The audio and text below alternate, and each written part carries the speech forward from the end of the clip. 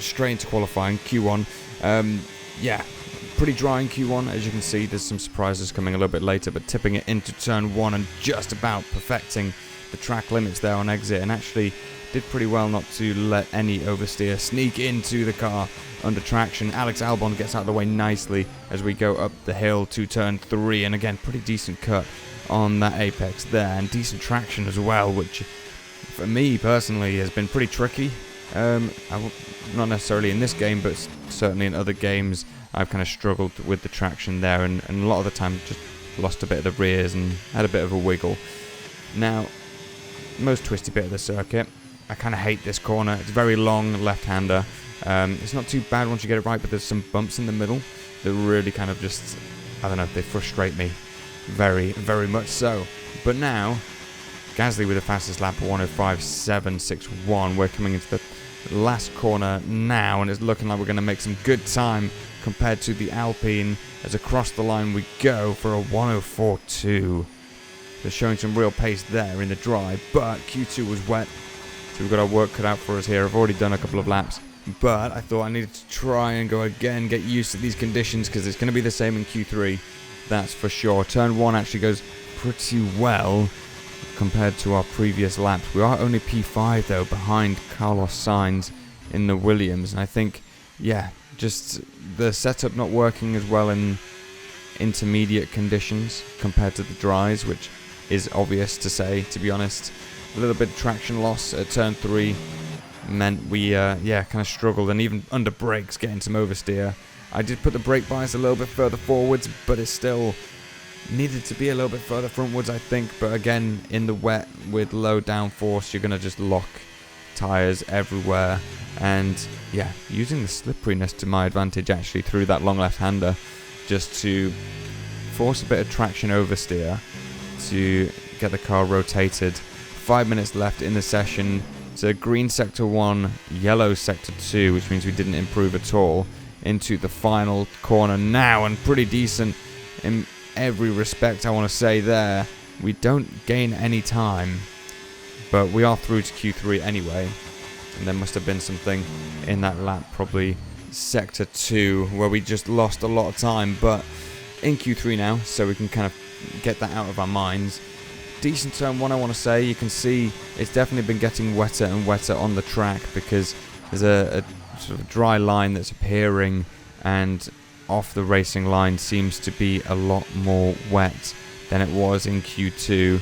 And yeah, if anything, that means this first lap is going to be the fastest in Q3. As you can already see, locking up like crazy. Antonelli goes fastest at the moment with a 114, and then Russell, his teammate, beats that with a 114.695.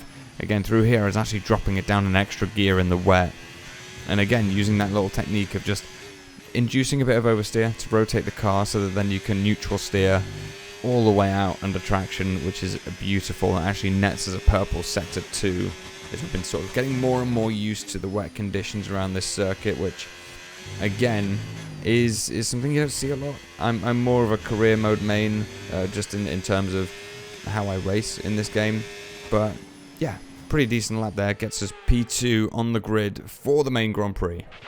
Okay, here we go. I know what you can do. Don't let me down. Thank you, Mark, for your generic and vague message. Yeah, strategy, just seeing what works best. I think we're going to go hard medium. I tend to prefer to get the harder compounds out of the way first. Recently, I found that going the softer compound really actually makes driving easier, but we're going to go hard medium, take a bit of fuel out, and we missed our grid slot on the formation lap, so that's why we're so far back, but all the lights are on.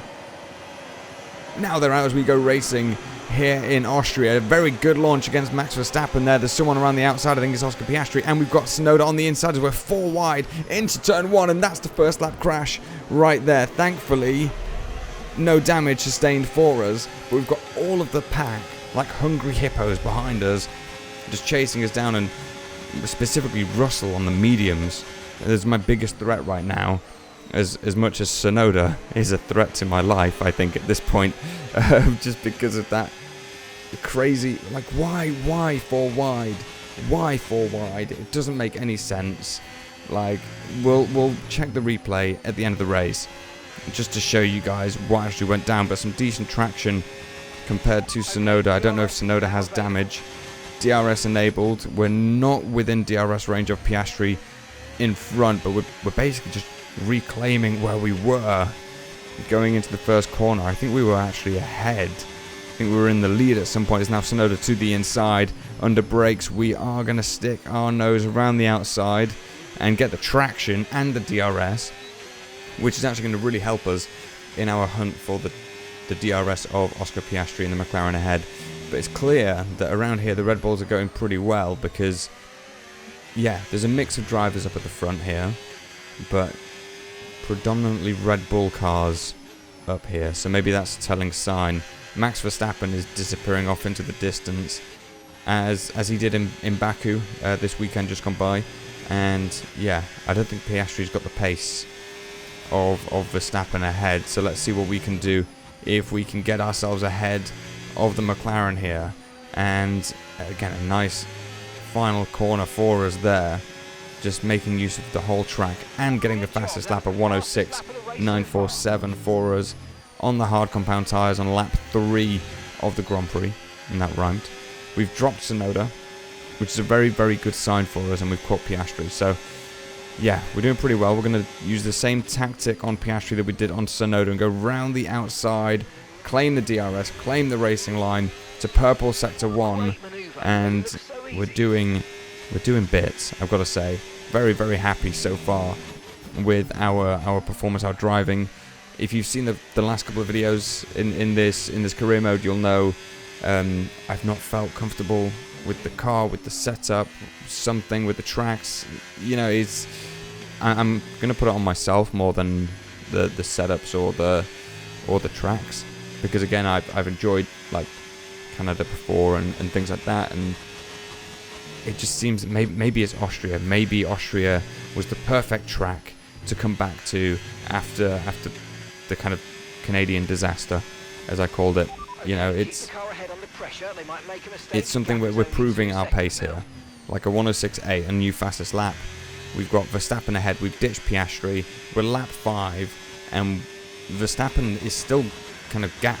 He's got a gap at the front, right? Like he's 3 seconds ahead. But we're ditching Piastri behind us by 0.3 a lap, I think Mark just said, and Verstappen isn't getting away. So we've got the pace of the leader, the guy who's out in front right now. And it's not like we're the only one that has kind of fresh, clean air or anything like that, because Piastri and Tsunoda have that as well. Verstappen's ahead of you, and the time last lap, 1:07.3. Okay, so gap to the car ahead, 3.3 seconds. Okay, they're on fresh hards. Their tyres are 5 laps old. We think they've got one more stop. Yeah, so pretty safe one stop. We're doing pretty well. We're like I said, we're gapping Piastri. We're sort of keeping Verstappen under pressure, keeping him honest in this race. But if it stays like this, nothing's going to change, right? Like, we're just going to come home in P2. But there's also nothing we can do right now. A 2-stop is definitely the slower option. I'm very, very confident Verstappen is going to go to mediums. So there's not much more we can do right now, except for just keep putting in the laps and just see if anything comes out of it. We're approaching the pit window, and you're going to be on mediums. And we have started to kind of catch Verstappen slightly. You can see it was around 3.5 seconds before we kind of cut forward to lap 11. Now it's like 3.3, but it's what, like a tenth every 5 laps. It's not enough. So maybe Red Bull are going to make a mistake in the pit stops. Maybe we're going to catch Verstappen napping potentially with his battery usage. I don't know, that we're doing everything we can. Piastri is 6.5 seconds behind. You know, we've made a couple of mistakes this lap. Verstappen has gained a bit. So in theory, we've lost to Piastri, right? We're 10 seconds ahead of Tsunoda. We are not driving badly by any stretch. This 110 AI is doing bits, but in our car that's 4th in the performance graph, I guess you want to say, we're doing well. I'm very happy. The setup's working nicely. Like, I did pull the brake bias slightly further forwards, I do think our car is very rear limited. And there's a red flag perfectly on our pit lap. I don't know what that is. I might need to check that, but I don't know what that is. Someone just had an off, maybe. I didn't see anyone retiring, so maybe there was just a bit of a spin and then just blocking the track, but easy. Mediums to the end. I did check soft, but yeah, you're just not going to gain that time back that you lose in a pit stop. So unless there's a safety car, it's just going to be a medium sprint to the end. No pit stops in this race, but a second race start here. All the lights are on.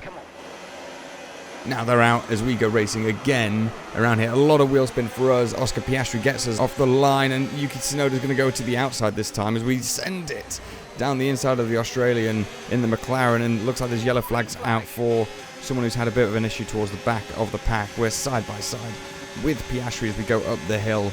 Everyone on mediums. The grid is very, very uniform right now. Carlos Sainz retiring from the race. Maybe he was the one with the yellow flags out off the line there, but DRS is enabled. We're just coming up to where Sainz is retiring, just over there. And yeah, we've got Oscar Piastri again. We're in this situation. Verstappen's disappearing off the road. Oscar Piastri is right here. We're not even going to play DRS games here. We're just going. We need to get inside Verstappen's DRS so he can't run away like he did in the first stint. So we are pushing, and I mean pushing. We're going to burn our battery like there's no tomorrow.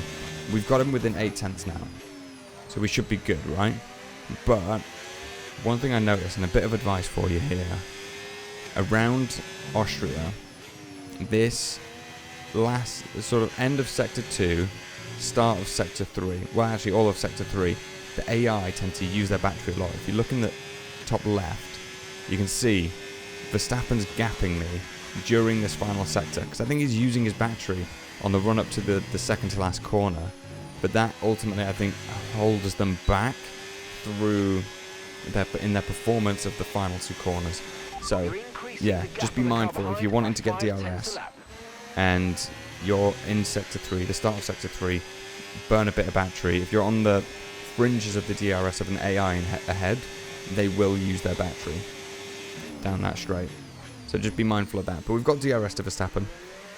Lap 18 of 25. We also are going to have a bit of a view of a different issue in a second, which, yeah, we're going to have to resolve before we go on a charge to see if we can get past Verstappen later in the race. We're on lap 18 now. We've got 7 laps to go. If you look in the bottom right, we've got 0.05 laps of extra fuel. So that's fuel on top of what we need to finish the race, right? Now, we were burning that at a rate of knots. We were not going to finish the race if we kept burning. So we've had to fuel save up until we had enough fuel extra that we could just floor it for the rest of the race. The downside is I've not been able to charge my battery. And to kind of emphasize as well what I was saying before about Verstappen just being OP around here, at least in this driver update that we've got at the minute, we both gapped Piastri by 5 seconds. That is not that far off a second a lap. Well, I mean it is. It's half a second a lap basically. We've been gapping the McLaren behind. And again, he's not been battling. Tsunoda's been further back. Tsunoda's been overtaken by Hamilton and Leclerc. But Verstappen and I, obviously more Verstappen than me because I've been sitting in his DRS fuel saving, we've gapped them by 5.5 seconds on the same tyres, the same age. Nuts. So I'm very happy with my driving. Little pat on the back, standing ovation to myself. But we're on the final lap of the Grand Prix now. We've got the fuel that we need to get to P1. We don't need to fuel save at all. We've got the DRS. We've got a bit of battery, but not too much. We've just got to overcome Max Verstappen's unbelievable Red Bull ahead of us. But we get some wheel spin out of turn 3, and even more actually, as we were changing up the gears there. We've got no battery left at all. and one of the points of the track that is the last overtaking spot, but maybe, just maybe, we could do something as we come to the last couple of corners, because we know that we're fast through the final 2 corners of the circuit, but the dirty air is just making us understeer like there's no tomorrow. Max Verstappen pulling further and further ahead. He might actually break DRS here in the final lap of the race, and it looks like he has, maybe, as we're coming through the final corner now, up to the line. He did break DRS, but we get P2. Yes, mate, I'll take that. Well done. We're really happy with the podium down here, so well done. Yes. Cheers, Mark. It's another victory and a champion's performance from Max Verstappen. And of course, what 3 race victories, a hat-trick of wins, does for a driver's confidence is huge going forward in the championship. You know, they've got the energy on their side now, and it's for the others to try and stop this progression of victories. And once all the hard work is over, and after lap of brilliant racing, it's time now to celebrate with our podium trio. Yeah, I didn't even think about that as well, actually. This is Max Verstappen's hat-trick. He's been dominating the past couple of races in this career mode, but also in real life, right? Like, I honestly think sometimes this game is too accurate for its own good in terms of the performance of cars and the drivers. Well, what an end to another fantastic weekend of racing. Thanks to everyone who joined us, and we'll see you for the next one. Cheers, Crofty. Yeah, a lot to unpack there, but Max Verstappen obviously taking the top spot. We're in P2 with the fastest lap as well, and then we've got Piastri, Hamilton, Leclerc, Norris, Tsunoda, Alonso, Gasly, Albon, Ocon, Antonelli, Russell, Hülkenberg, Behrman, Bortoletto, Hauger, our teammate, Lance Stroll, Jack Doohan, Isaac Hadjar, Liam Lawson, and Carlos Sainz, who DNF'd. So yeah, we just massively outperformed the car. Our fastest lap, believe it or not, was around a second faster than anybody else on the grid. But yeah, interesting for the championship here. Verstappen on top, followed by the 2 McLarens. In the constructors, obviously, it's McLaren on top. We're down there in P4, which is pretty much exactly what the team performance is at the moment. But obviously, Tsunoda needs to perform a bit better for Red Bull to take that spot. We're sort of fighting for P4 in the Drivers' Championship. But this is what happened in turn 1. So now you'll be able to see a bit wider of a view from my car here. So we get a great launch against Verstappen. We do get the inside line. Tsunoda sneaking up the inside. We're now in P1. We break a bit early, but with Piastri on the outside, then Verstappen, I have nowhere to go at all. This is riding on board with the Alpine that's behind all of this. So you can see Piastri's got racing room on the outside. Tsunoda has room on the inside. I've got nowhere to go, and Tsunoda just pulls a Bottas, really. There's just no space for 4 cars to go through that corner. There's just no chance at all. I sort of half backed out of it, to be honest, but yeah, not much I could do there at all. These are the full highlights that you're watching right now. I wasn't able to see what happened with the red flag, but yeah, this first lap crash, I didn't think the AI would ever do something like that, but I guess it happens. They just ignore the player. But yeah, good race, fun race. I enjoyed it, probably because it went well. And yeah, let me know what you guys think in the comments. Have they made the AI better? Is the AI of Verstappen too quick? Is he not quick enough? I mean, 110 AI still can be kind of overcome a bit with, whoever's racing. Like if you're more professional, if you're better than me, you could do a my team career with the worst car and win in races, because I've seen people do it. But yeah, I think it's crazy to see that Verstappen's AI just seems to be so much faster than everybody else. But yeah, let me know what you guys think in the comments below. If you're new, think about subscribing. And yeah, if you enjoyed, leave a like. But I'll leave you with the rest of the highlights for a little bit. And yeah, I'll catch you guys in a few days for another F1 video.